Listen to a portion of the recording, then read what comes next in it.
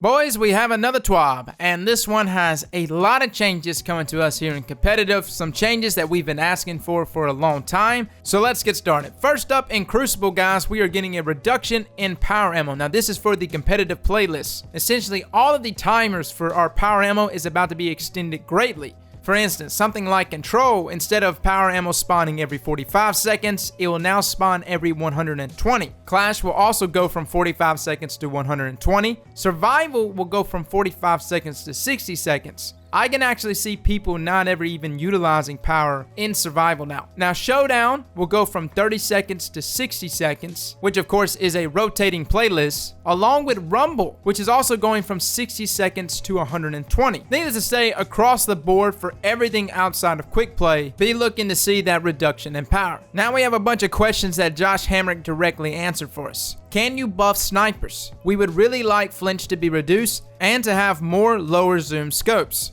He states that snipers are definitely one of the archetypes we are actively looking at and making changes to. For example, later in January, rapid fire snipers will be moving to a 2-body shot kill. Additionally, we are considering allowing more snipers to be able to one-shot supers on headshots in a future patch. In my opinion, I think every sniper outside of rapid-fire snipers should be able to one-shot supers if it's a crit shot. If you somehow miraculously land a crit shot on a Nova Warp, you should be rewarded with a kill. Now, it says lower zoom scopes do exist in the game, but have not been particularly prevalent with post-Forsaken weapons and have been largely limited to a few weapons, for example the Supremacy, but we'll be increasing the number of them in the game as we move forward. I'll make this very easy for them. Just add short gaze. Add short gaze somewhere in the mix. Even if it goes against some of the designs of these sniper rifles, you need a scope like short gaze on these snipers. Considering a lot of our maps revolves heavily around close quarter combat, you need a short zoom scope. He goes on to state that they are not looking into reducing sniper flinch anytime soon, but will continue to keep an eye on it. Sniper flinch is kind of whatever to me. For me, it's all about the scope and it's all about the reticle. If you look at the reticle size of many of your sniper, they are very, very small. I want a fat reticle with a short zoom scope. If they add those two things, there will be a lot more people that will enjoy sniping. Now, Josh Hamrick talks about Nova Warp as well. Yep, the Nova Warp Super is too dominant right now,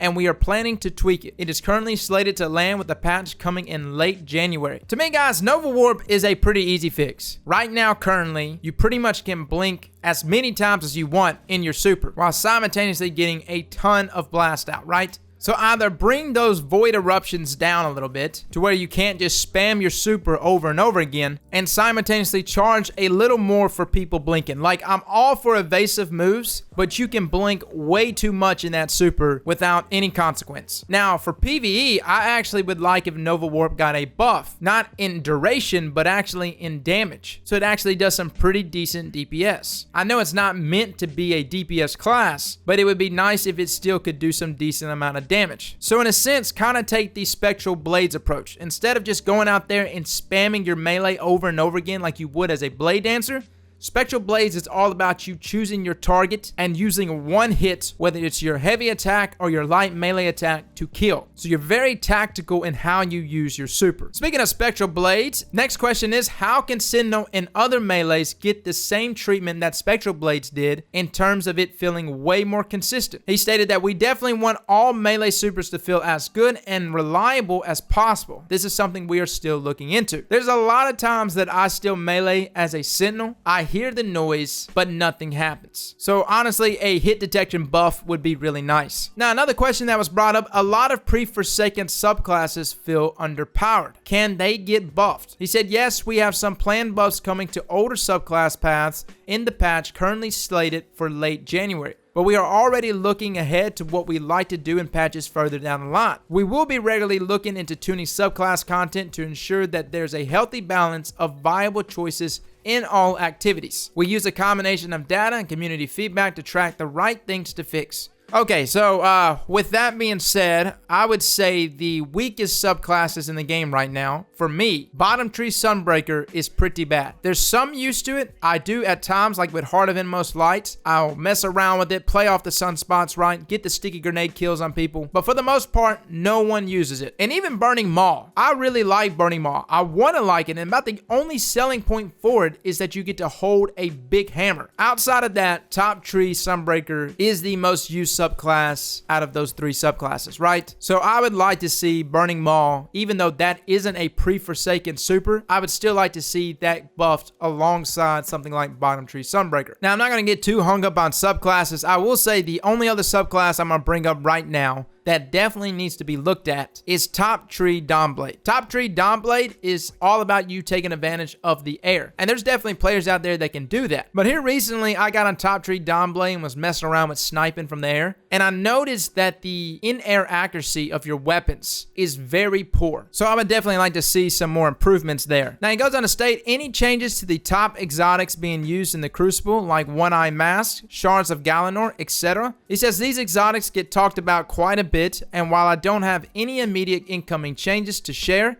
I expect that they will be getting looked at in the future. I saw a great idea the other day about One-Eye Mask. It simply stated that One-Eye Mask should mark not only your opponent, but should also mark yourself. And whoever wins gets Vengeance and the Overshield. I know, that sounds a little extreme, but in terms of risk-reward, that is essentially what that exotic is, right? Like, great risk, but great reward. What's probably going to end up happening, though, is I think there's probably going to be a reduction in the actual marking. I think it's somewhere around, like, is it 15 seconds?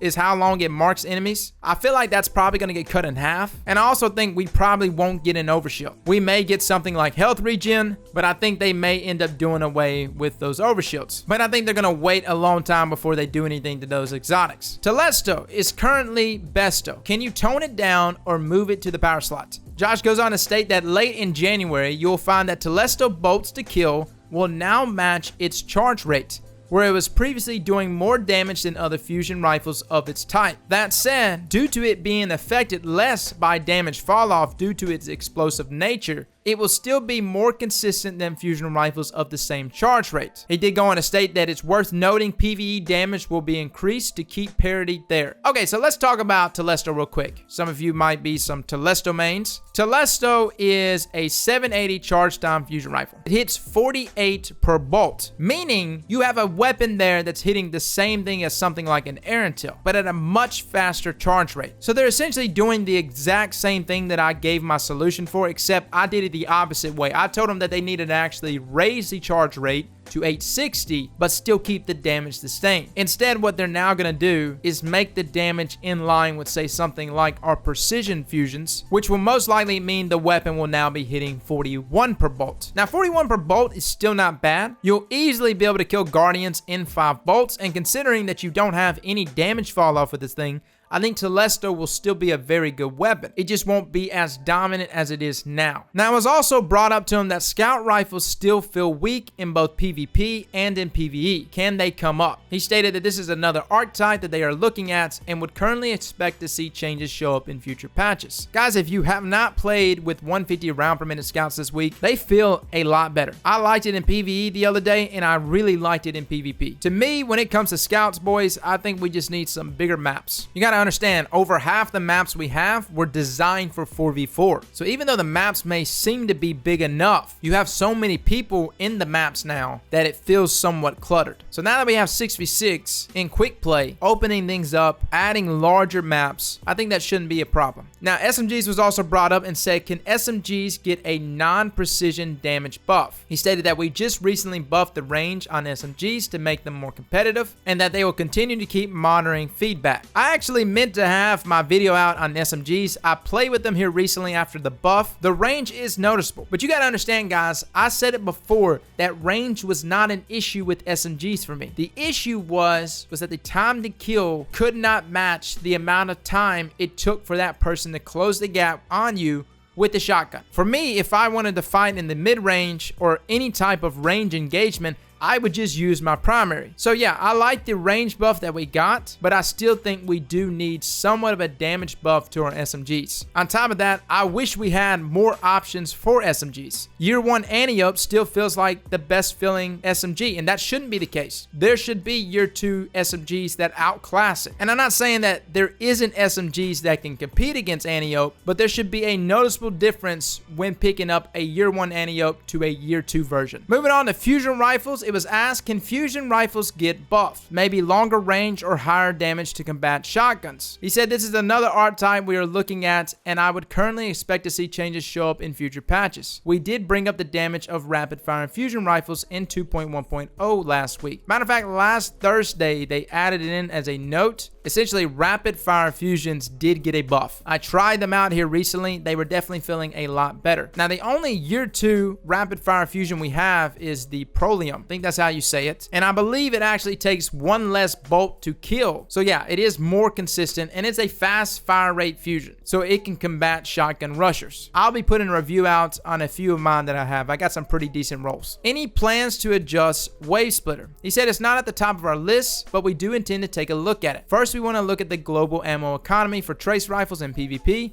and then we could take a look at Wave Splitter's effectiveness. So here recently, we got a damage buff for Prometheus lens, which is very much appreciated. We also got a ammo buff overall for trace rifles. When he talks about ammo economy though, I think he's probably referring to the fact that we still don't have scavenger perks that affect trace rifles. And considering that they did just buff Prometheus lens, I don't think they're going to be toning down trace rifles anytime soon. I think Wave Splitter is still going to be top dog, with time to kills on both Prometheus Lens and Cold Heart very close to that. Titan Skating is rampant on PC. Do you plan to remove it? He went on to say that we'd like to fix this. However, we're being careful about how we do so because it's so closely tied to the core feel of the lift ability. In other words, we don't want a Titan Skating fix to change the way lift ability feels for all players. We'd love to have a simple fix to this issue we could roll out immediately, but this one is going to take us a while to land on something solid. In other words, guys, there most likely is no fix, because whatever they end up doing to Titans on PC, I'm pretty sure it's just going to wreck how we feel on console. Now, he went on to say, to recap, we want to roll out smaller batches of patches more frequently. We want to bring things up whenever possible, but when we do need to bring something down, we're going to try and inch it down into the correct location. And finally, there is a patch coming, currently slated for late January, where we expect you to see some changes coming to things like rapid fire snipers, Telesto, Nova Warp, and pre-Forsaken subclasses. And we have much more planned for the months ahead. So guys, that's a good thing. I mean, really, when you look at it, waiting an entire season for these patches is kind of how they've been going about doing things.